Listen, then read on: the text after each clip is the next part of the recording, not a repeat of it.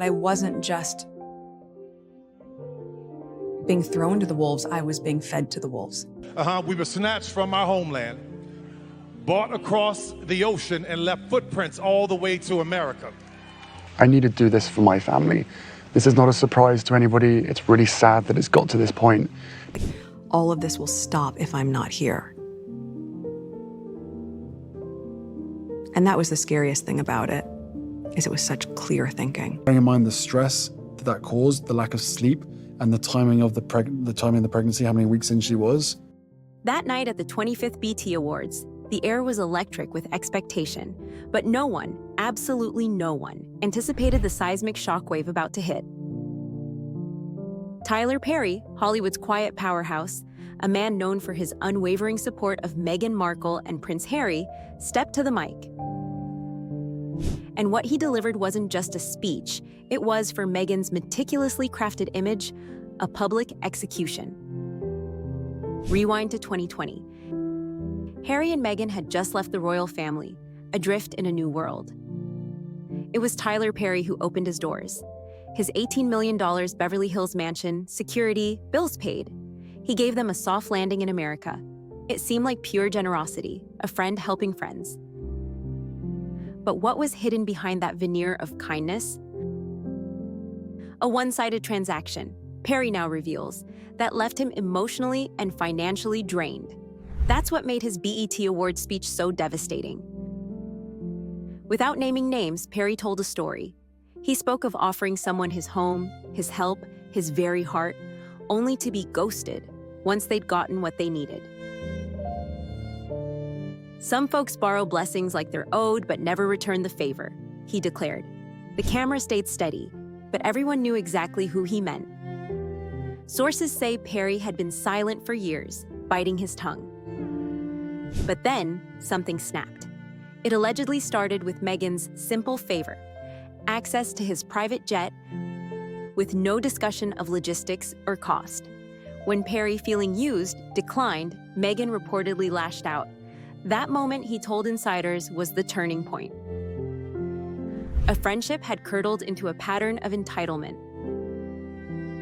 And Perry wasn't alone.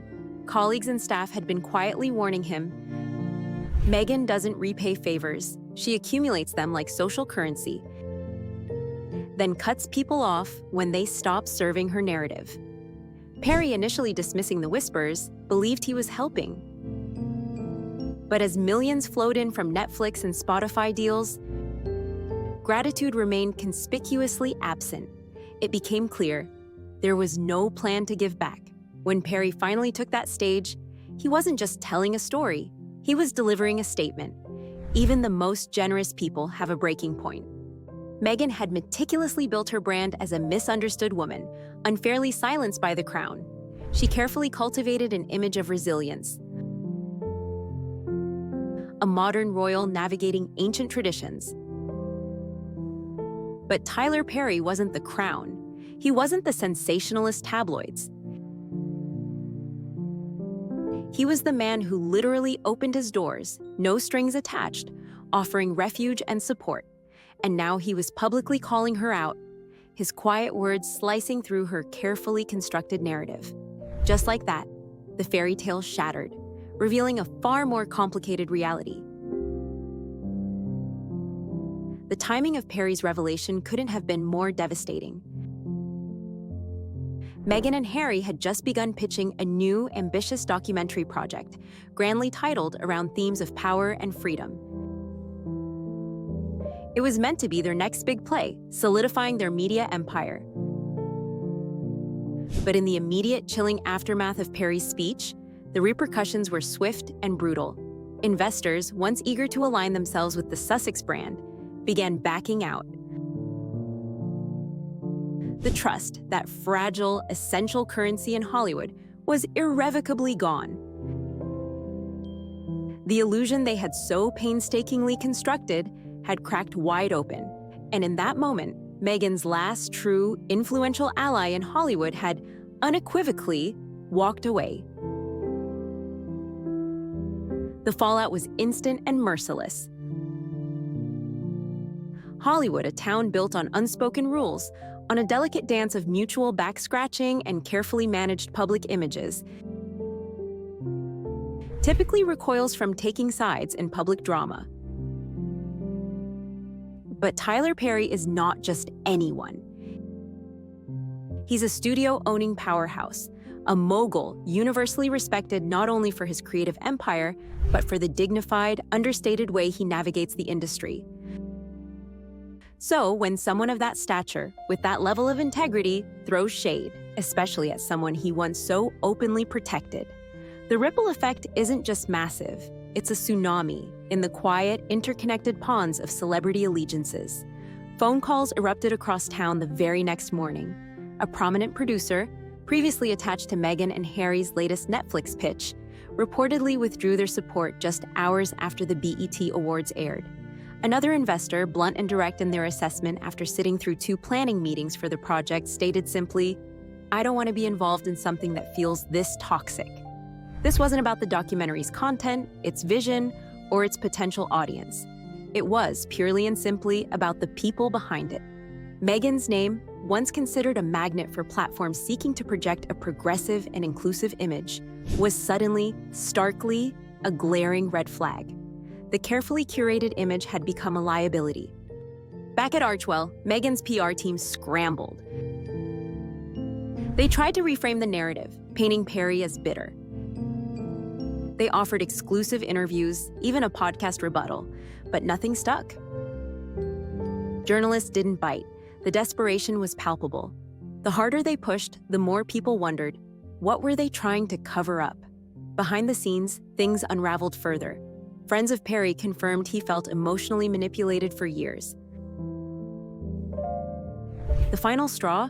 Not just the private jet, but Meghan allegedly leveraging his name in a pitch meeting without permission, implying he was a silent backer.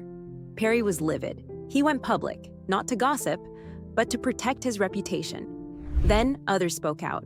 A former assistant described Meghan's work environment as emotionally exhausting, claiming she demanded absolute loyalty and punished dissent. A producer from their defunct Spotify deal said Meghan's obsession with perfection killed every good idea. She wanted yes men, not partners. Even Oprah's circle, once tight with Meghan, quietly distanced themselves. No defense, no solidarity from Oprah's team, just a vast, telling silence. The dominoes were falling. Meghan, who'd carefully positioned herself as an empowered, independent woman, saw that image ripped apart by the very people who'd once championed her. It felt like a mask had been lifted. The damning stories now came not from tabloids, but from those who had genuinely worked with her, helped her, and literally housed her. Meghan Markle was no longer untouchable. The backlash didn't just affect Meghan's reputation, it hit her bank accounts. Netflix reportedly began reevaluating commitments, other investors pulled out, and Archewell's financial future looked precarious. Projects paused, hires frozen, weekly budget reviews, a booming brand, once fueled by celebrity buzz, was now swamped by hesitation and damage control.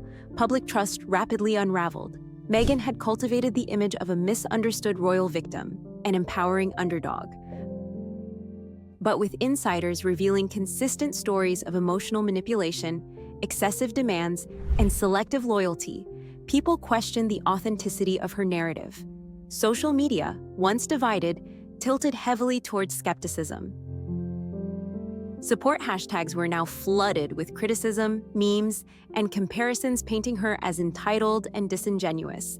For Meghan, who curated every public aspect, this wasn't just a PR hit, it was a devastating identity crisis. Her carefully constructed narratives, feminist icon, self-made media mogul, were being dissected and doubted in real time.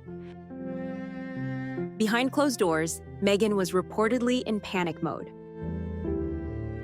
Furious texts accusing Perry of betrayal flew, but he didn't reply.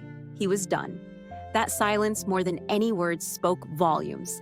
Friends confirmed Perry had been emotionally cornered for years, pressured to give more, say less, and stay loyal to someone who viewed loyalty purely as currency. Even major Hollywood names, usually neutral, spoke with caution. Studio executives whispered about Meghan being challenging. Some joked her team was like playing chess with a mirror, everything was spin. Then came the numbers. A poll showed U.S. support for the Sussexes plummeted over 30% in the last year. Sponsors backed away, collaborators vanished. Meghan's once rising empire was now a stark warning sign. Through it all, Prince Harry remained conspicuously silent. This quiet, almost haunting absence from the public discourse has fueled widespread speculation. Some believe he's desperately attempting to salvage what little remains of their public image behind the scenes, working tirelessly to mend the fractures caused by Perry's revelations. Others, however, lean towards a more somber interpretation, that he's simply exhausted, profoundly burned out from years of relentless media battles, the painful fallout with his own family, and now the agonizing spectacle of their carefully constructed inner circle collapsing around them. His silence in this context becomes a heavy, almost unbearable weight. Tyler Perry's speech was neither loud nor angry. It didn't need to be. It was honest, quiet, and surgically precise. And that precisely is what rendered it so lethal. Its power wasn't in a single explosive accusation, but in its ability to expose a deeply ingrained pattern of behavior that had, until then, remained shielded from public view.